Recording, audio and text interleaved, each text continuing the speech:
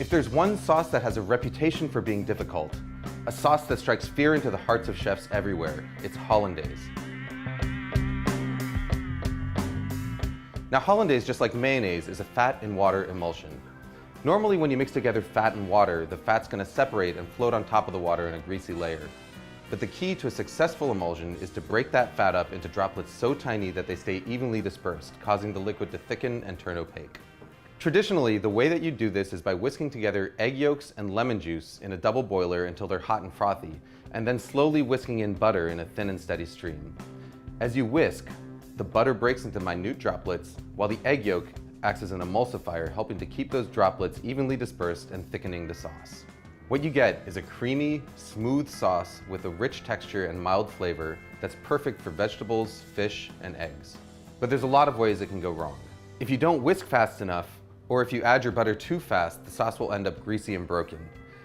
If you don't cook your eggs enough, it won't thicken properly, but if you cook them too much, you end up with broken scrambled eggs.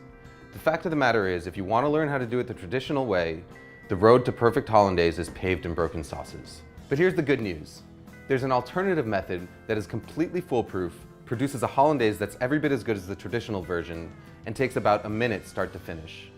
All you need is a small pot, a glass measuring cup, and a hand blender with a cup that barely fits its head.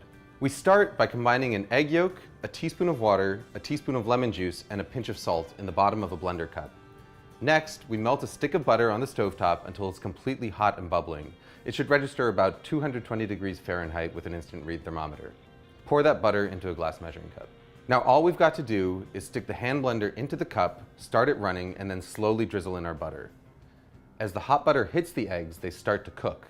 By the time you've added all of your butter, about 30 seconds later, the eggs are fully cooked and you've got a smooth, creamy, hot hollandaise sauce that is completely indistinguishable from one made using the traditional whisking method. Hollandaise is at its best right when you make it, but if you want to store it, your best bet is to keep it in a small, lidded pot in a warm spot somewhere near your stove.